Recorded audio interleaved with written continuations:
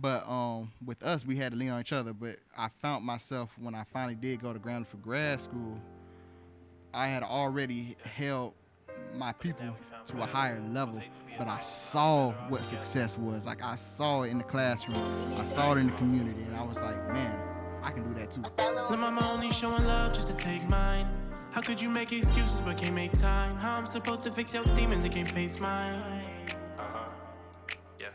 Don't invest in the appearance, need a great mind. Cause she can change the way she look, but she can't change grind. The baddest woman got that house so that you can't find. Welcome back to Opinionated, the podcast, Miami edition. I am your host, Joshua Hicks, and alongside me, as always, is my brother from another mother, Ree Washington. Yes, sir. Today, we got the one and only. I had to bring out my hoodie, HBCU's finest, Yes, sir. Marlon Parnell of Tuskegee University. How are you, Marlon? I'm doing great, man. Awesome.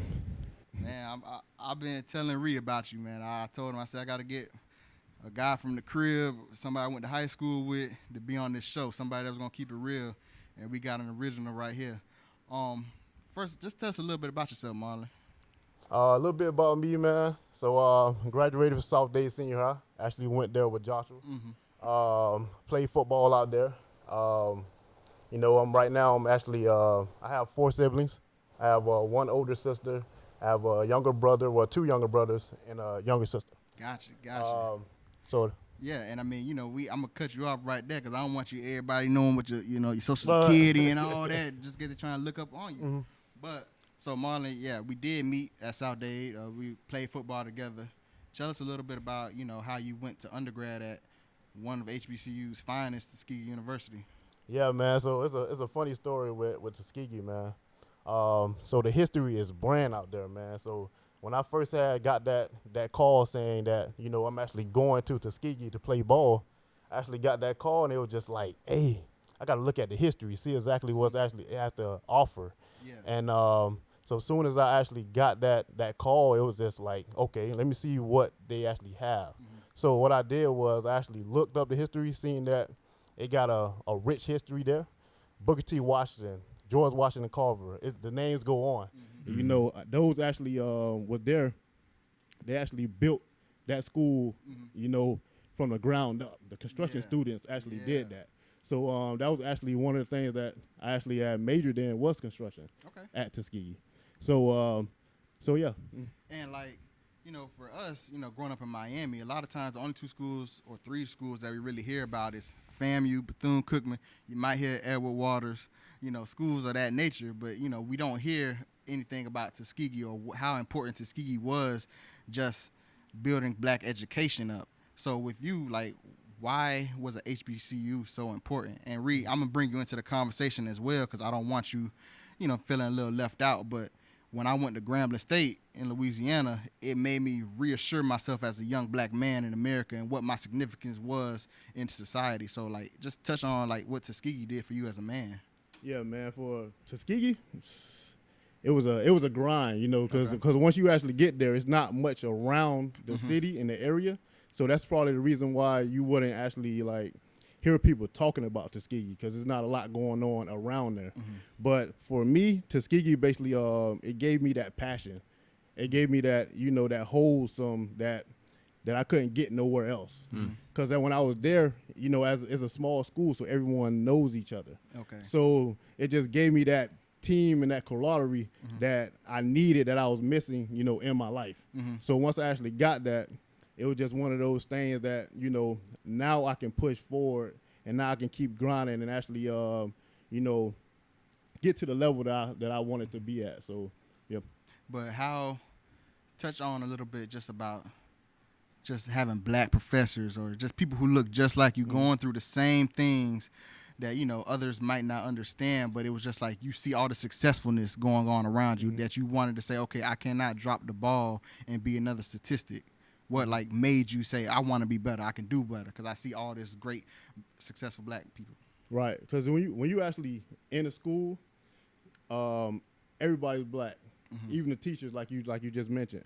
So just having that, that camaraderie, okay, this person's black, they made it to, this point in their life, and you just see those, you might be, friends with a senior, then they might graduate and they start doing something that's productive. Yeah. And, you know, then you'll want to be like that person. And it's like, okay, he made it, so I can make it. I'm doing exactly the same thing he's doing. And, you know, doing the same thing, going to the same classes.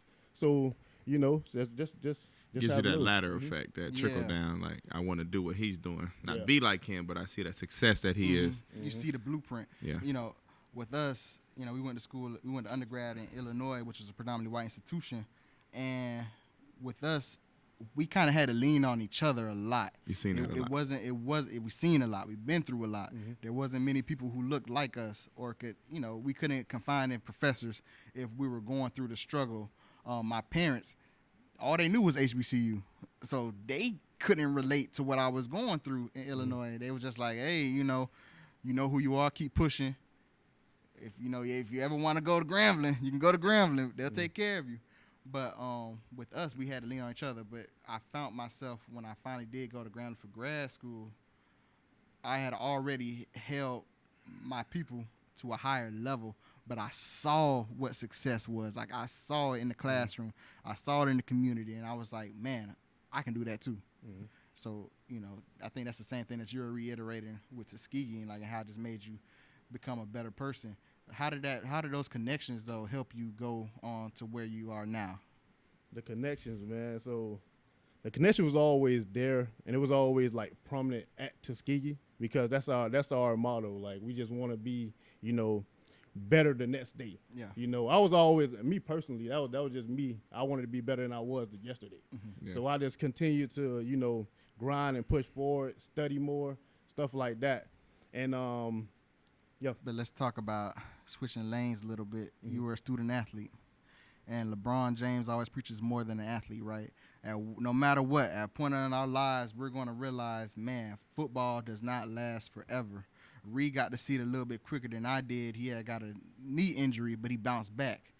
But just tell us a little bit about just understanding, you know, when did you come to that realization that you weren't going to be making it to the league?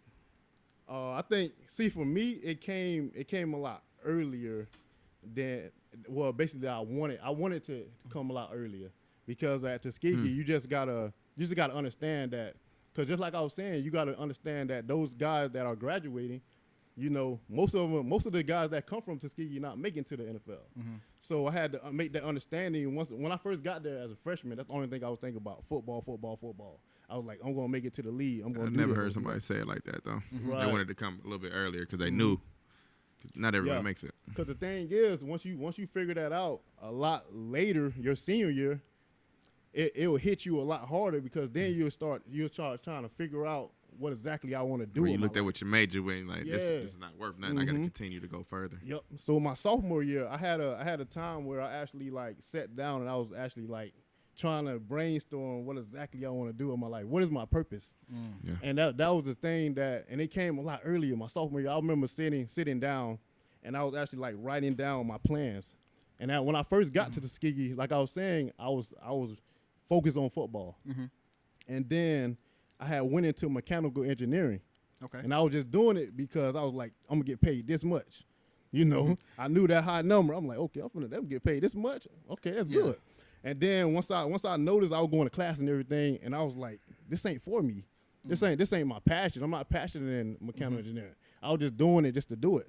So my sophomore year, like I was saying, I was just sitting down, writing down my plans, writing down what's actually gonna happen 5 years from now. Okay. I was already planning this. Well, the one I'm at right now, I was already planning it.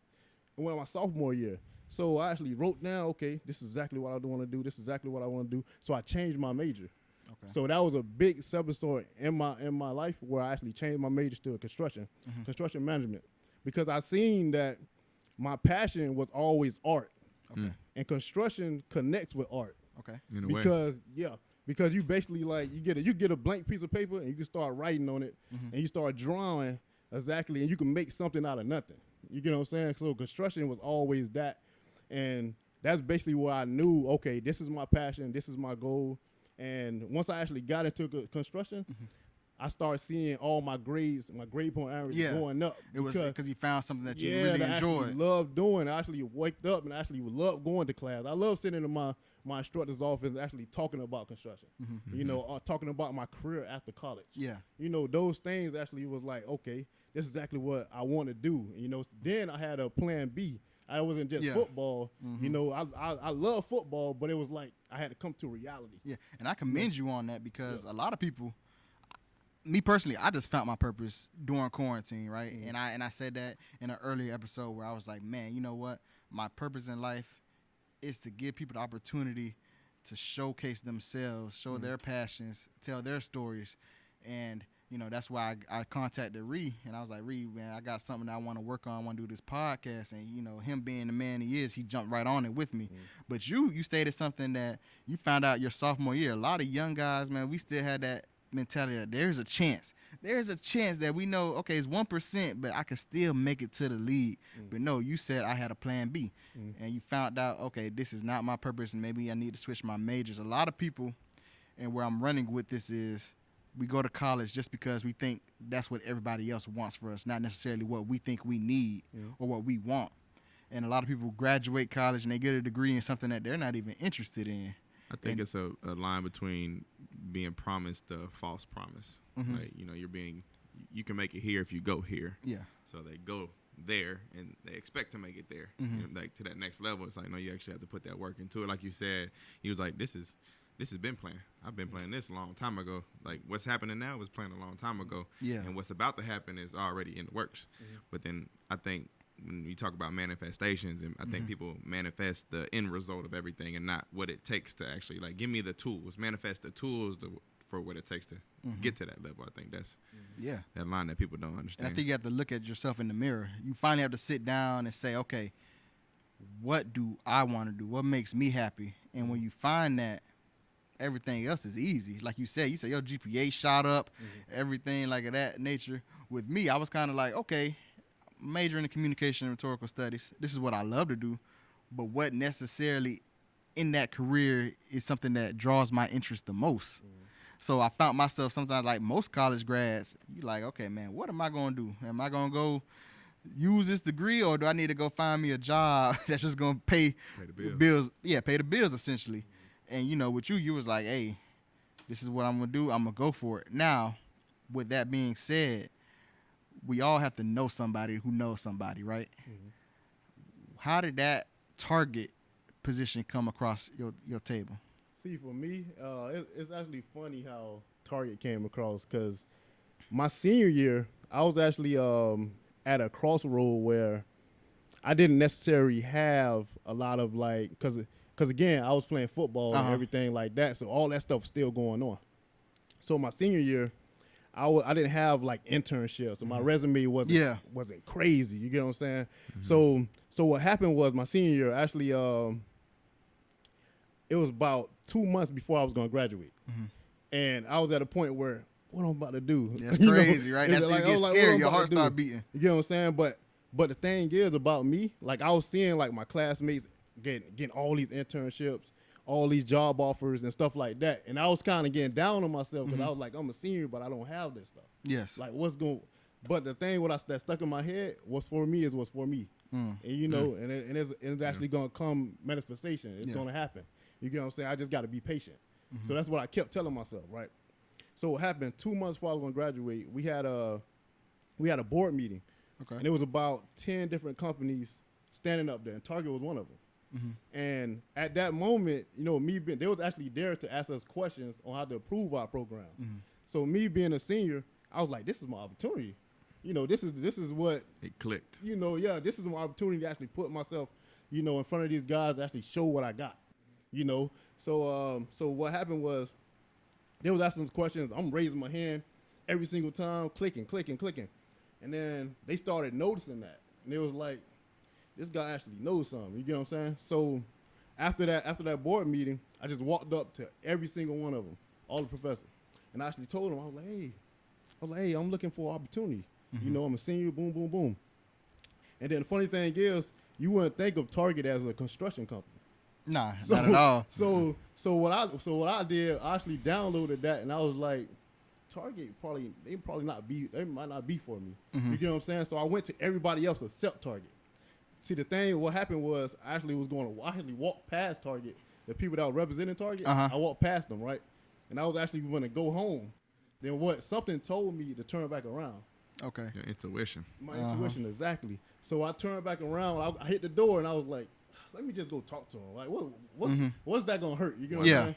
So I actually turned around and I started talking to him. She started explaining to me exactly the training that I was actually going to go through. And she was like, hey, yeah, we're going to have you fly out to California. You're going to do training over there. You're going to do training in Minnesota. Yeah. You know, and stuff like that. And I was like, this actually might be something I want to do. Because me, myself, actually want to get out there and see the world. You know what I'm saying? I want to see different, you know. And why not do it on their budget? Yeah, exactly. So it was like. Let them pay for it. Right. So this is actually a dream come true by itself. So I asked her, I was like, how could I basically apply? Yeah. She was like, actually, we actually have a position open right now. Oh, look at God. I was like, wow. I was like, okay. So I basically told her everything. We chopped it up, and I had sent them a resume. Long story short, they called me back the next day. They was like, because she actually wanted to hire me on the spot. Okay. It was something that told her that she wanted to hire me on the spot. But they called me the next day, and they was like, yeah, we're going to book your travel to come to Minnesota for the interview. I was like, oh, man. See, this time, I didn't even have to, like, go online and do an application or anything like that. Other people were doing that, but they seen something in me that was, like, different from the rest. Yeah. It wasn't like accolades and stuff like that. It was, like, my personality. It was, like, being like a go-getter type guy. You know what I'm saying? It was like we actually like that. So we want to hear more. You know what I'm saying? So that's basically how I got on with Target. I just feel like they could teach you what they want you to know, but that internal that drive comes from, you know what I mean? Because like what you were saying, a lot of people, you know, they do internships, right? And they get caught up in that realm of, if I do all these internships, I'll get the job. In most cases, we see it, that doesn't happen, right? You know, it was luck, not even luck. It was just you betted on yourself and you won. Yep. And you know, that's an amazing accomplishment within itself. Are you the youngest person that's doing your position? Yes, definitely. And like, how does that feel? Like to be like, do you ever get side eyes? Like, people like, does he know what he's doing? See, the thing is about me, I always been a person that will, like, you know, take advice and actually, like, use it. You know what I'm saying? Because, like, a lot of times you're going to be critiqued. And, like, my position, I'm a manager. So me being the youngest guy, they automatically, and I'm working with construction guys, all of them, like, superintendents and stuff like that. All of them got, like, 20-plus years of experience. Okay. Yeah. So, obviously, me going up there and I'm trying to tell them, you know, direction and everything like that, they're going to look at me like, crazy. This young guy don't know what he's talking about. You get what I'm saying? But me, that's why I preach on just being prepared. Yes. You get what I'm saying? Preparation is everything. Because me, I actually sit down and I read the spec book. I actually read the plans. And I know exactly what I'm talking about and target expectations. So when I actually go and talk to a contractor, they can't tell me what I don't know. You get what I'm saying? So when I start speaking sense, they like, how did this guy only been here a year and he know this? Yeah. If you stay ready, you ain't never got to get ready. And I think that's where people fall short in nowadays is they ask God for this door to be open. He opening and you ain't ready. I think that's the problem. I think that's the biggest issue now. Just not ready for what you want. He closed the door and then now you get mad. Now you going on your little rants and now you want to talk bad and, you know, X, Y, Z. So I think it's a big problem nowadays.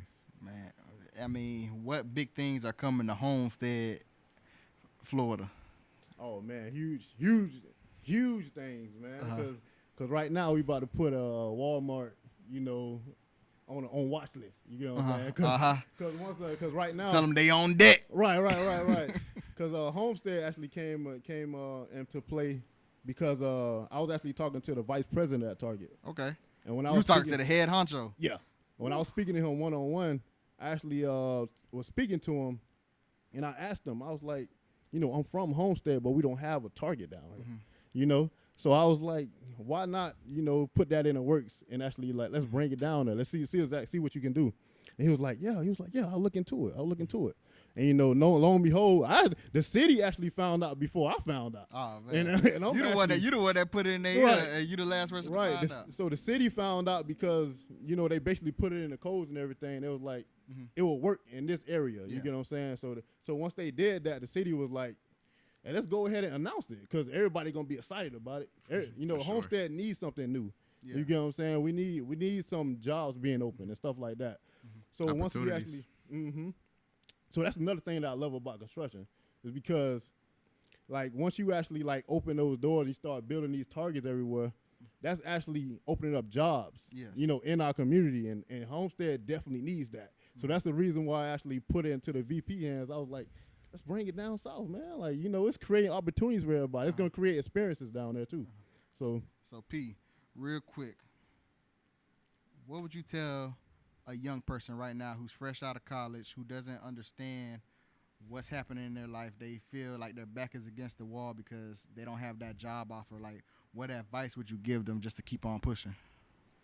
The advice I would give them, man, is just like you just said, just keep pushing. Because at times you're going to get those, like, setbacks. It's going to be like, hey, everything is against me, you know, and stuff like that. But like I was saying earlier, what's for me is what's for me. You get what I'm saying? As long as you putting in the work, it's going to happen. You get what I'm saying? So I'm saying just keep grinding, man. Like, keep pushing. Because, like, for me, even when I was playing football, we could bring it back to football. So when I was playing football, my freshman year, I wasn't getting in, you know, the games like that. So I was like, I feel like I'm better than the guy in front of me. So it was like, you get what I'm saying? Everybody always feel like that. You always feel like you can do more. So what I did, I didn't point fingers to my coach. I point fingers at myself. I started understanding that I wasn't working hard enough. You get what I'm saying? I wasn't putting forth the effort. See, my teammates right now, they might be watching the show right now, and they'll actually tell you that every single day in practice, I was always going hard. I was playing in practice like I was playing a game. And they'll see me like I play corner. So I'll be jamming them, boom, boom, boom. And they'll be like, "Hey, bro, like, why are you going like, so hard?" You get what I'm saying? Because at that point, man, it was just like it was that work ethic in my brain that was like, I have to work harder than the next man, or I'm not gonna get what I want. You get what I'm saying? So a lot of people always want something, but they're not willing to put in the work. Sure. You get what I'm saying? So yeah, I think you just took that aspect and just brought it right back into your career now. I think you take that same aspect. Another thing I could tell you, my freshman year, when I first got there, nobody knew who I was.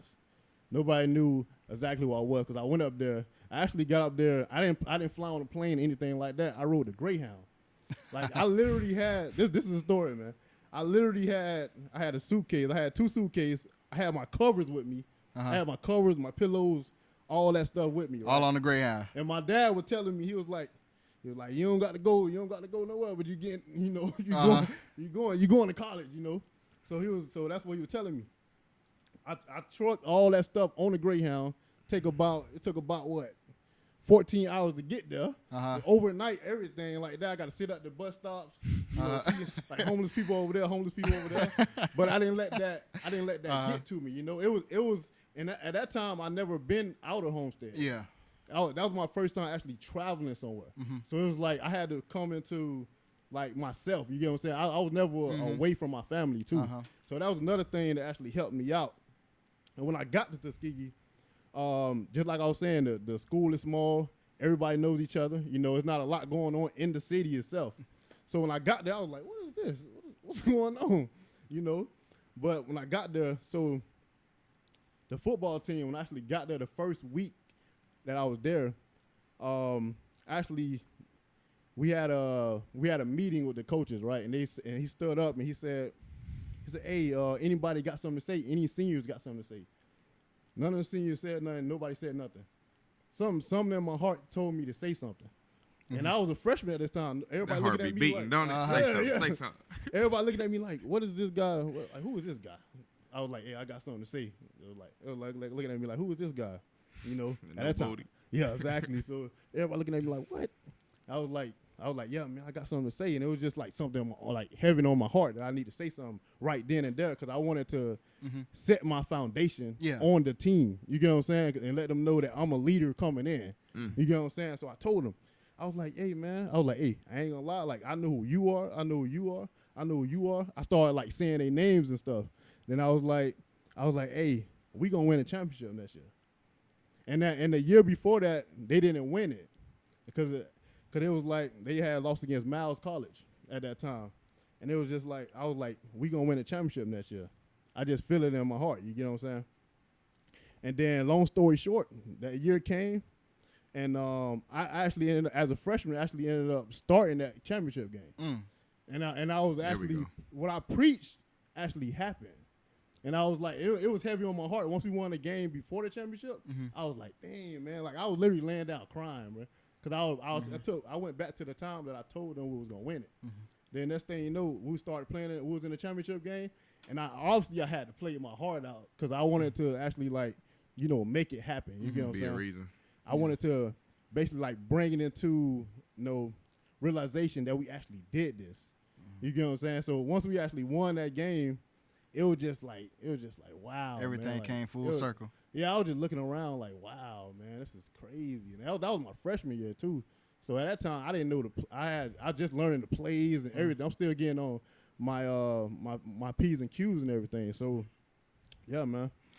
Man, Parnell, tell the people how they can get in contact with you. Oh yeah, man. Just you get in contact with me, social media, man. Instagram _Parnell14. And anywhere like on Facebook, Marlon Parnell, you can just get in contact with me. Man, Marlon, it's been a pleasure, man. He's Ree Washington. I go by the name of Joshua Hicks. This is Opinionated, the podcast, Miami edition. Love, always. I was fortunate enough this week to be reminded of some wise words a teammate once said. Some of you are just happy to be here. Essentially stating that people were content just to be a part of something. We often find ourselves in situations like this all the time, where we settle with life, whether it's friends, relationships, or our occupation. We are just happy to be. You busted your tail to be in the situation that you are in today, so why settle for anything less than you deserve? This week, know your worth and understand it's about the journey, not the destination. You can't be content with just having friends or a job. Find out who's willing to go the distance with you and who sees the gold at the end of the rainbow with you. I promise you will recognize there's not as many people as you think. Don't be happy this week, but be great. As always, God bless. See you.